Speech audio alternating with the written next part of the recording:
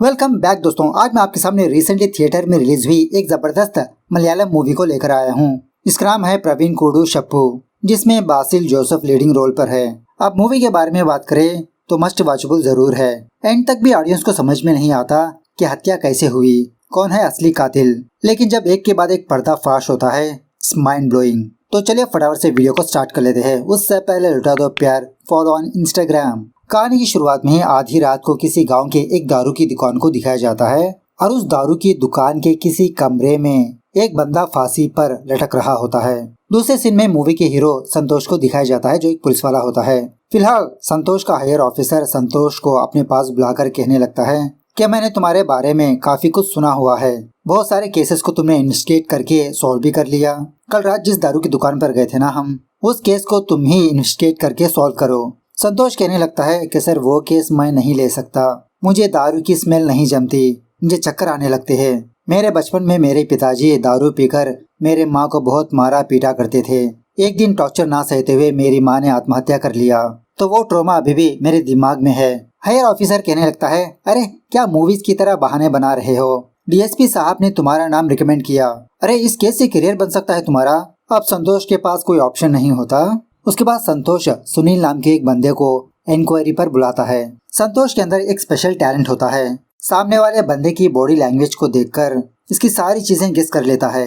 दिखने में तो ये फनी होता है, लेकिन दिमाग माइंड ब्लोइंग। सुनील को देखते ही संतोष जान लेता है कि एक्स आर्मी ऑफिसर है। सुनील कहने लगता है, हाँ सर, कुछ सालों पहले मैं सीआरपीएफ में था। अब मैं वापस अपने गाँव पर आकर रियल एस्टेट का बिजनेस कर रहा हूँ। संतोष पूछने लगता है, चलो कल रात उस दारू की दुकान में क्या हुआ? तो सुनील जो हुआ वो संतोष को सुनाने लगता है।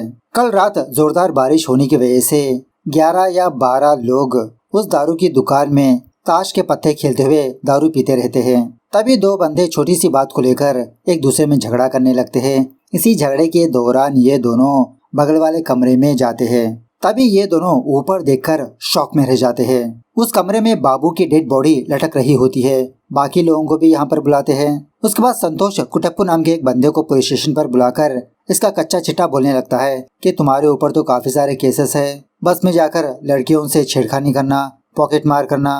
खैर बताओ कल रात तुमने क्या देखा? जब दुकान में के सारे लोग बाबू की डेड बॉडी को देखते हैं तो फटाफट से उस डेड बॉडी को नीचे उतार कर इसको सीपीआर देने की कोशिश करने लगते हैं, लेकिन नो यूज, ये तो कब का मर चुका होता है। उसके बाद संतोष सिलोन नाम के एक बंदे को बुलाकर इससे भी वही सवाल पूछने लगता है कि कल रात क्या हुआ, तुमने क्या देखा? सिलोन भी संतोष को कुछ बातें बताने लगता है। डेड बॉडी को नीचे उतारने के बाद सुनील चेक करके कहने लगता है कि बाबू को किसी ने मारा है, क्योंकि बाबू आत्महत्या नहीं कर सकता।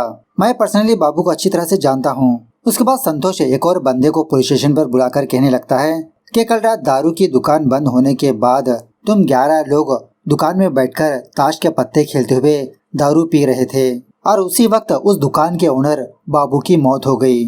तुम तो सच बताओ क्या हुआ? तो ये बंदा भी संतोष को कुछ बातें बताने लगता है। कल रात बाबू की डेड बॉडी को नीचे उतारने के बाद सुनील फटाफट से पुलिस वालों को इन्फॉर्म कर देता है। बाद में सुनील सारे रूम्स को चेक करके कहने लगता है कि दुकान में आने के लिए सिर्फ 2 ही रास्ते हैं, एक सामने का और दूसरा पीछे का। दोनों दरवाजे ऑलरेडी क्लोज्ड है, बाहर से कोई भी बंदा अंदर नहीं आया और उसी तरह अंदर वाले बंदे भी बाहर नहीं गए। हम में से किसी एक ने ही बाबू को मारा।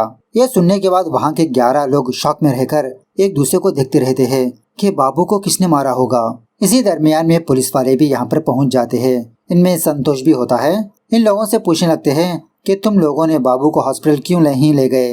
वहाँ का एक बूढ़ा बंदा कहने लगता है, सर हमने तो दारू पी रखी है, दारू पीकर ड्राइविंग करना अलाउ नहीं है ना। संतोष दुकान के अच्छे से इंस्पेक्शन करते रहता है। बाबू की टेबल के अंदर 3 इलीगल गन्स होते हैं और भी बहुत सारी चीजें ऑब्जर्व करके अपने हायर ऑफिसर से कहने लगता है कि सर ये आत्महत्या नहीं है, हत्या है ये, क्योंकि यहाँ की किसी भी टेबल और चेयर पर बाबू के फुटप्रिंट्स मौजूद नहीं। मतलब आत्महत्या करने के लिए किसी के ऊपर तो चढ़ना चाहिए ना। और इसी तरह बाबू के गले में जो रस्सी है उसको ब्लैक पेंट लगा है, लेकिन बाबू के हाथ तो साफ सुथरे है, वो काला पेंट नहीं लगा। एक और बात यह है कि काफी देर से बारिश हो रही है। अगर बाहर वाला बंदा अंदर आया होगा तो कीचड़ अंदर फैला होगा, लेकिन ये दुकान तो साफ सुथरा है। सो इन 11 लोगों में से ही किसी ने बाबू को मारा। बाबू के टेबल के अंदर पैसे ऐसे ही है, जिसका मतलब बाबू को चोरी के लिए नहीं मारा गया। इसी टेबल में बाबू की एक डायरी है और इस डायरी में से कुछ पन्ने मिसिंग है, मतलब किसी ने उन पेपर्स को फाड़ा है। इस तरह से संतोष बताते हुए खांसने लगता है। फटाफट से इसको वॉमिटिंग आने की वजह से वो बाहर भागकर वॉमिटिंग करने लगता है, क्योंकि ये तो दारू की दुकान है ना, स्मेल नहीं जमती इसको। उसके बाद सीन दोबारा थोड़ा फ्लैशबैक में जाने लगता है। दुकान बंद करने का टाइम होने की वजह से उसी दुकान में काम करने वाला बंदा कन्नन सारे लोगों को उनके उनके घर भेज देता है, लेकिन 11 लोग उसी दुकान में रहते हैं। मतलब कुछ लोग इसी जगह पर बैठकर ताश के पत्ते खेलते रहते हैं, सारे खिड़की दरवाजे बंद करके। कन्नन इन लोगों से यही कहने लगता है कि गेम खत्म होने के बाद ही आप लोग यहाँ से बाहर जा सकते हो, और जो लोग जाना चाहते हो अभी से जा सकते हो। इसी दरमियान में बाबू अपने कमरे में बैठकर दारू पीते रहता है। थोड़ी देर के बाद जब ये सारे लोग बाबू की डेड बॉडी को देखकर नीचे उतारते हैं तो एक दूसरे में ही सोचने लगते हैं कि बाबू को किसने मारा होगा। सारे लोग कन्नन पर ही शक करते रहते हैं। सीन दोबारा थोड़ा फ्लैशबैक में जाने लगता है। कन्नन की बीवी का नाम होता है मिरिंडा। एक्चुअली मिरिंडा रेगुलरली उस दारू की दुकान के पास आकर बाबू से मुलाकात करती रहती है। ये देखकर गांव वाले यही समझने लगते हैं कि बाबू और मिरिंडा का चक्कर चल रहा है। अपनी बीवी की इन्हीं हरकतों की वजह से कन्नन अपनी बीवी पर बहुत गुस्सा होता है कि खामखा दूसरे मर्दों से मिलती रहती है। खैर प्रेजेंट डे पर संतोष मिरिंडा को पुलिस स्टेशन पर बुलाता है। एक्चुअली मिरिंडा को देखते ही संतोष फ्लैट हो जाता है। मिरिंडा से इसके हस्बैंड कन्नन के बारे में पूछने लगता है कि तुम्हारा पति कैसा है। मिरिंडा कहने लगती है कि कन्नन अपाहिज होने के बावजूद भी हम दोनों एक दूसरे से प्यार करके एक दूसरे के साथ शादी कर ली। ऑलमोस्ट 5 साल के बाद मैं माँ बनने वाली थी, लेकिन अनफॉर्चुनेटली मेरा अबॉर्शन हो गया। उसके बाद से कन्नन मुझ पर कुछ ज्यादा ही शक करने लगा। एक दिन मिरिंडा दारू की दुकान पर आकर कन्नन से ना बात करते हुए बाबू के पास जाकर बात करने लगती है। ये देखकर वहाँ के सारे लोग कन्नन पर हंसने लगते हैं। गुस्से में आकर कन्नन अपनी बीवी पर हाथ उठाने की कोशिश करने लगता है, लेकिन बाबू कन्नन को रोकने लगता है। उसके बाद संतोष कन्नन को इंक्वायरी पर बुलाता है। कन्नन कहने लगता है कि सर वो मरा हुआ बाबू वुमनाइजर था। उसका अफेयर मेरी बीवी के साथ ही नहीं बल्कि दुकान में काम करने वाली बंदी कल्याणी के साथ भी था। कल्याणी का हस्बैंड वही सिलोन है। सिलोन को भी पता है कि उसकी बीवी बाबू के साथ गुलछर्रे उड़ा रही है, लेकिन सिलोन ऐसे एक्ट करता है कि इसको कुछ नहीं पता। वो बाबू बहुत ही क्रूर किस्म का बंदा है सर। इस तरह से एक इंसिडेंट संतोष को बताने लगता है। एक दिन कुछ पेंटर्स दुकान पर आए थे पेंटिंग करने के लिए, लेकिन वो लोग एक दूसरे में ही झगड़ा करने लगे, दुकान को तहस महस कर दिया। ये देखकर बाबू बहुत गुस्सा करके उन लोगों को बहुत ही बेरहमी से मारा पीटा। वो सारे लोग डर के मारे वहाँ से भाग गए। कन्नन कहने लगता है कि सर अब मुझे ही देख लो, मैं बाबू की तरह लोगों से फाइट नहीं कर सकता, ढंग से मैं चल ही नहीं पाता, अपाहिज हूं ना। शायद इसीलिए मेरी बीवी उस बाबू से अट्रैक्ट हो गई। मैं तो बस उस दारू की दुकान में काम करते हुए छोटे मोटे मैजिक्स करते रहता हूँ, मुझे हत्या करना नहीं आता सर। दोबारा संतोष मिरिंडा को बुलाकर पूछने पर मिरिंडा कहने लगती है हम दोनों की लव मैरिज हुई थी, लेकिन कन्नन मुझ पर बहुत शक किया करता था। गांव वालों की बातें सुनकर वो मुझ पर शक करते हुए हर रोज मुझे मारा पीटा करता था। रिसेंटली भी हम दोनों के बीच बहुत झगड़ा हुआ। गुस्से में आकर मैं कल्याणी के घर पर चली गई। अब मैं कन्नन के साथ नहीं रहना चाहती। संतोष इसके अफेयर के बारे में पूछने पर मिरिंडा साफ मना कर देती है कि सर वो सब कुछ अफवाह है। और इसके बाद संतोष मास्टर नाम के एक बंदे से मुलाकात करने के लिए जाता है। पूछने लगता है क्या उस रात आपने कन्नन के बिहेवियर में कुछ बदलाव देखा। वो मास्टर कहने लगता है कि जब भी हम कार्ड्स का गेम खेलते हैं कन्नन बहुत ही फोकस के साथ खेलता है। उस दिन भी हमारे साथ ऐसे ही फोकस के साथ खेला, लेकिन कल्याणी से कहा कि आज रात तुम घर जल्दी जा सकती हो। मैंने कभी भी कन्नन को ऐसा कहते हुए नहीं सुना। संतोष दोबारा कन्नन के पास आकर पूछने लगता है कि हमारे इंक्वायरी में ये बात पता चली कि तुमने 2 दिन पहले एक रस्सी को खरीदा था, उसी रस्सी से बाबू की मौत हुई। कन्नन कहने लगता है अरे सर दुकान के सारे सामान मैं ही लाता हूँ, शायद बाबू ने उस रस्सी को भी मंगवाया होगा। जल्दी नशा होने के लिए बाबू कुछ नशीली दवाइयाँ भी मंगवाता है। सीन दोबारा थोड़ा फ्लैशबैक में जाने लगता है। बाबू की डेड बॉडी को नीचे उतारने के बाद वहाँ के सारे लोग कन्नन पर ही शक करने लगते हैं। कन्नन कहने लगता है अरे यार तुम लोग मुझ पर कैसे शक कर सकते हो, मैंने ही सारे लोगों को दारू देकर तुम्हारे साथ गेम खेलने के लिए बैठ गया ना। बाबू भाई को भी मैंने ही दारू दी। गेम के दरमियान में 2 लोग बाबू के कमरे में भी गए थे। ये सुनने के बाद वहाँ के लोग कहने लगते हैं हाँ यार ये बात भी सही है, कन्नन हमारे साथ ही गेम खेल रहा था ना, अपने सीट से उठा ही नहीं वो, तो वो कैसे बाबू भाई को मार सकता है। प्रेजेंट पर संतोष बाकी लोगों से पूछताछ करने पर वो लोग भी यही जवाब देने लगते हैं हाँ सर कन्नन हमारे साथ ही गेम खेल रहा था। उसी वक्त हायर ऑफिसर संतोष के पास आकर केस की अपडेट पूछने लगता है। संतोष कहने लगता है कि सर मेरा पूरा शक इस कन्नन पर है, लेकिन सबूत ढूंढना बाकी है सर, थोड़ा टाइम दीजिए। उसके बाद संतोष इंक्वायरी के नाम पर मिरिंडा के घर पर जाता है। संतोष हल्के से मिरिंडा को धागा डोरे लाइन मारते रहता है। बातों में मिरिंडा अच्छे से याद करके संतोष से कहने लगती है कि कल रात जब मैं ऐसे ही बाहर आई थी अपने घर से, मेरी नजर जब उस दारू की दुकान पर पड़ी तो उस दुकान के पास कोई बंदा था, उसके सर पे ज्यादा बाल नहीं थे। संतोष कहने लगता है अच्छा, और क्या देखा तुमने? मिरिंडा कहने लगती है क्या आप मुझे 5,000 रुपये दे सकते हो, बहुत ही अर्जेंट है। संतोष कहने लगता है कि इन्फॉर्मेशन बताने के लिए तुम 5,000 रुपये मांग रही हो, इसकी कोई जरूरत नहीं, मैं खुद इन्वेस्टिगेशन कर लूंगा। मिरिंडा भी कहने लगती है हाँ कर लो फिर। उसके बाद संतोष दोबारा अपने पुलिस स्टेशन पर आकर कन्नन से काफी सारे सवाल करने लगता है, लेकिन कन्नन से कोई भी इन्फॉर्मेशन नहीं मिलती।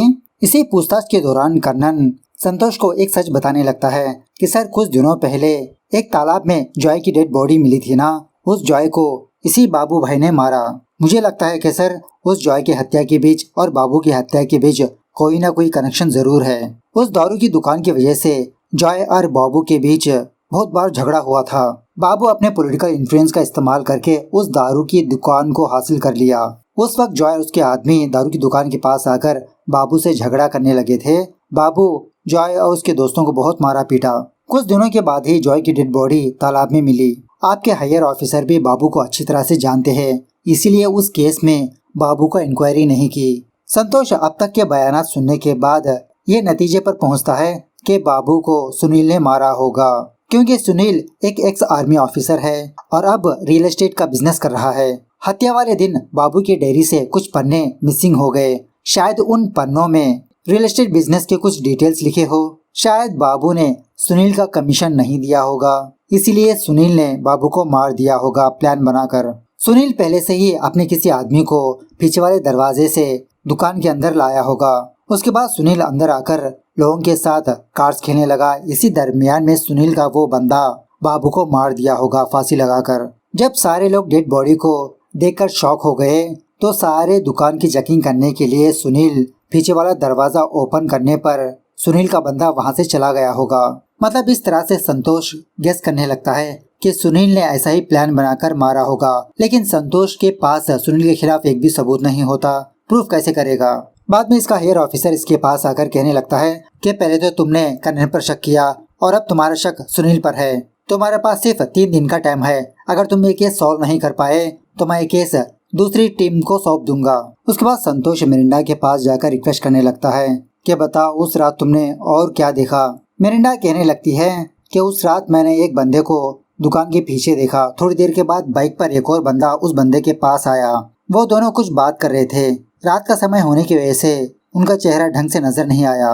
वो बंदा कद में बहुत ही लंबा था और वैसे भी मैंने आपसे पैसे इसलिए पूछा क्योंकि मुझे घर का रेंट पे करना है, बाद में लौटा दूंगी। तो संतोष मिरिंडा को सॉरी बोलने लगता है।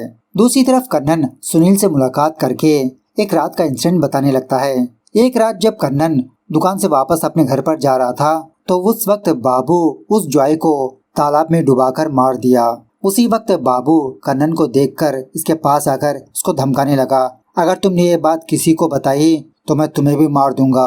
यह सुनने के बाद सुनील कन्नन को डांटने लगता है कि इतने दिनों तक तुम ये बात क्यों छुपा के रखे हो। एक्चुअली उस हादसे के बाद कन्नन एक दिन सुनील को दुकान के पीछे बुलाकर वही बात बताने की कोशिश की, लेकिन खिड़की में बाबू को देखकर टॉपिक को डाइवर्ट कर दिया। सो यही बात कहने लगता है कि मैंने तुम्हें बताने की कोशिश की लेकिन बाबू की वजह से डर गया। कन्नन एक और बात कहने लगता है कि बाबू ने उस जॉय को मारा और अब उसी जॉय का बेटा बाबू के केस को इन्वेस्टिगेशन कर रहा है, जिसका मतलब संतोष और कोई नहीं जॉय का बेटा है। संतोष को ये बात पता लग चुकी होगी कि इसके फादर जॉय को बाबू ने ही मारा होगा, इसीलिए प्लान बनाकर संतोष बाबू को मारकर खुद ये इन्वेस्टिगेशन कर रहा है। हम दोनों इस संतोष के खिलाफ सबूत इकट्ठा करेंगे। एक काम करो, तुम शहर जाकर एक रस्सी खरीद कर लाओ, सोचेंगे कि संतोष ने बाबू को कैसे मारा होगा। दूसरी तरफ संतोष मिरिंडा के घर पर जाकर हल्के से इसके साथ खिचड़ी बनाते रहता है, थोड़ा इम्प्रेस करने की कोशिश करते रहता है। मिरिंडा भी इससे इम्प्रेस हो जाती है।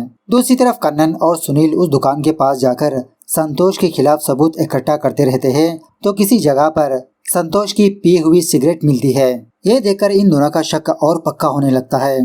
खैर उसी रात मिरिंडा घबराते हुए संतोष को कॉल करके कहने लगती है क्या फटाफट से मेरे घर पर आइए, कोई चाकू लेकर मेरे घर का दरवाजा तोड़ रहा है, मुझे बहुत डर लग रहा है, आप प्लीज आ जाइए। तो संतोष चड्डी पहने हुए ही मिरिंडा के घर पर जाने लगता है। रास्ते के दरमियान बचने के प्लान्स बताते रहता है। फाइनली जब मिरिंडा के घर पर पहुंच जाता है तो वो किलर वहां से जा चुका होता है। संतोष मिरिंडा के घर के पास फुटप्रिंट्स को देखकर इसको ये बात पता चलती है कि शायद यहाँ पर सुनील ही आया होगा, क्योंकि शूज के फुटप्रिंट्स बहुत ही बड़े होते हैं और ऐसे शूज सुनील ही इस्तेमाल करता है। दोबारा मिरिंडा पर हमला ना हो, संतोष मिरिंडा के घर पर ही रहता है पहरेदारी करते हुए। दूसरी तरफ कन्नन जख्मी हालत में सुनील के पास आता है। कहने लगता है कि जब मैं रस्सी और चाकू लेकर तुम्हारे पास आ रहा था तो एक स्कूल बस मुझे फॉलो करके मेरा एक्सीडेंट कर दिया। मैं बहुत ही मुश्किल के साथ बचते बचाते तुम्हारे पास आया हूँ। उसके बाद ये दोनों उस दारू की दुकान के पास जाकर इस रस्सी को बाहर से ही एक होल के जरिए से अंदर डालने लगते हैं। सुनील कहने लगता है कि कन्नन बाबू की हत्या में जरूर 2 लोगों का हाथ शामिल है। एक बंदा अंदर से हेल्प किया होगा, दूसरा बंदा बाहर से उस रस्सी को खींचा होगा। थोड़ी देर के बाद संतोष को एक पुलिस वाला कॉल करके एक शॉकिंग बात बताने लगता है कि उस दारू की दुकान के पास एक और लाश पाई गई, आप फटाफट से यहाँ पर आ जाइए। संतोष फटाफट से उस दुकान के पास जाने पर वो दारू की दुकान आग में जल रही होती है। काफी सारे लोग उस आग को बुझाने की कोशिश करते रहते हैं। लाश के पास जाकर देखने पर वो लाश और किसी की नहीं, सुनील की होती है। मतलब संतोष सुबह होने के बाद जिसको अरेस्ट करने वाला था उसी की मौत हो गई। सीन थोड़ा सा फ्लैशबैक में जाने लगता है जब कन्नन और सुनील उस दुकान के पास जाकर रस्सी की मदद से यही सोच रहे होते हैं कि संतोष ने बाबू को कैसे मारा होगा। सुनील कन्नन से कहने लगता है कि कन्नन, सारे लोग तुम पर ही शक कर रहे हैं, लेकिन कन्नन बाबू की हत्या में तुम्हारी बीवी का भी हाथ है।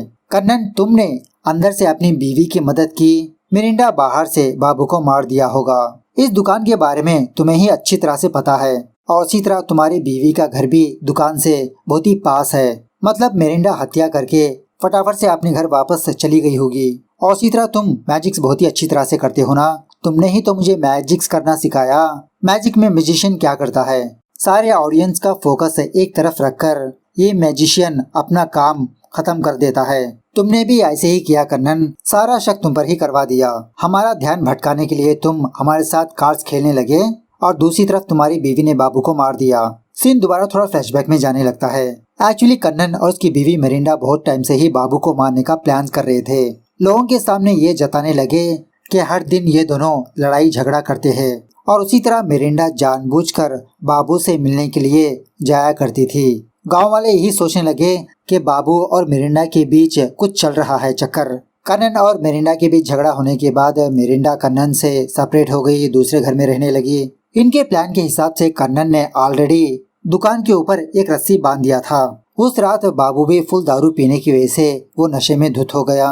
बाबू बेहोश होने के बाद कन्नन बाबू के गले में वो रस्सी बांध दिया।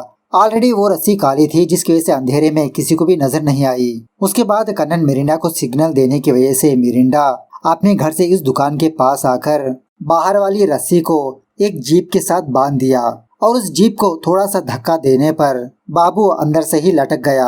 और कन्नन ने इस रस्सी को ऐसे बांधा होता है कि काम खत्म होने के बाद मिरिंडा आसानी से उस रस्सी को अपने साथ ले जा सकती थी। मतलब इन दोनों ने लोगों को ऐसा दिखाने की कोशिश की कि बाबू ने अंदर से ही खुदकुशी कर ली। यहाँ पर एक और बात यह है कि कन्नन ने जानबूझकर सुनील को संतोष के बारे में झूठ कहा था कि सुनील ये समझे कि संतोष ने ही बाबू को मारा। उसके खिलाफ सबूत भी वहाँ पर रख दिया, वही सिगरेट वगैरह। मिरिंडा ने भी संतोष से झूठ कहा था कि उस रात उसने 2 लोगों को देखा था। मिरिंडा पर किसी ने भी अटैक नहीं किया, ये भी इसका एक प्लान होता है, नाटक। तो ये सब कुछ जानने के बाद सुनील कन्नन को बहुत मार पीट कर पूछने लगता है कि तुमने सब कुछ क्यों किया, सारा शक मुझ पर क्यों डाला। इसी हाथापाई के दौरान दुकान को आग लग जाती है और गलती से कन्नन की चाकू सुनील के पेट में चुभ जाती है। कन्नन सुनील को जो हुआ वो बताने लगता है। जब बाबू ने जॉय को मारा था उस वक्त कन्नन सुनील को बताने की कोशिश की। उस वक्त बाबू ने कन्नन को देख लिया था कि कन्नन अपना मुंह खोल रहा है। तो उसी रात बाबू कन्नन के घर पर जाकर कन्नन और मिरिंडा को बहुत मारा पीटा। उस वक्त मिरिंडा प्रेग्नेंट थी। बाबू की वजह से मिरिंडा का मिसकैरेज हो गया। डॉक्टर्स ने कहा था कि मिरिंडा आपकी बीवी माँ नहीं बन सकती, लेकिन फिर भी कन्नन बाबू के दुकान में ही काम करने लगा। ये दोनों प्लान बनाने लगे कि मौका देखकर बाबू को मार देंगे। कन्नन सुनील से यही कहने लगता है कि मैं तो बस केस को भटका रहा था। सुनील कहने लगता है कि कन्नन, तुम और तुम्हारी बीवी यहाँ से कहीं दूर चले जाओ, मुझे इसी हालत में छोड़ दो, जाओ तुम। तो कन्नन रोते हुए मिरिंडा के पास जाता है। प्रेजेंट डे पर संतोष सुनील की लाश को देखकर ही समझने लगता है कि कन्नन ही असली कातिल है। मिरिंडा के घर पर जाने लगता है। इस तरफ कन्नन मिरिंडा के पास होता है, सब कुछ बता देता है। कहने लगता है कि संतोष यहाँ पर आएगा। मिरिंडा कहने लगती है कि तुम एक काम करो, मेरे गले के पास छुरी रखकर तुम यहाँ से भाग जाओ, कुछ दिनों के बाद मैं तुमसे मुलाकात करूंगी। तभी संतोष वहाँ पर पहुंचकर कन्नन पर गोली चलाने पर शॉकिंगली वो गोली मिरिंडा को लग जाती है। दूसरे सीन में मिरिंडा हॉस्पिटल में अपना ट्रीटमेंट ले रही होती है। संतोष मिरिंडा से मिलने के लिए आता है। कल रात अगर मैं तुम्हें गोली नहीं मारता तो कन्नन तुम्हें मार ही देता। तुम पर गोली चलाने की वजह से ही कन्नन पकड़ा गया। शायद कन्नन ने ही सुनील को भी मारा होगा। अब मुझे यह बात समझ में नहीं आई कि बाबू को किसने मारा। हत्यारा हमारी आंखों के सामने ही है। बाबू को मारने में कन्नन का हाथ जरूर है, लेकिन कन्नन के पीछे भी एक और हाथ है। इस तरह से संतोष मिरिंडा का हाथ पकड़ने लगता है, जिसका मतलब शायद संतोष ऑलरेडी जान चुका होता है कि मिरिंडा भी इस केस में शामिल है। कन्नन पकड़ा जाने के बाद संतोष से कहा होगा कि इस केस में मेरी बीवी को मत लाओ। इस तरह से ये मूवी यहाँ पर दी एंड होती है। तो मूवी कैसी लगी कमेंट करके बताना जरूर। मिलते हैं अगली वीडियो में, तब तक take care, bye bye, see you soon.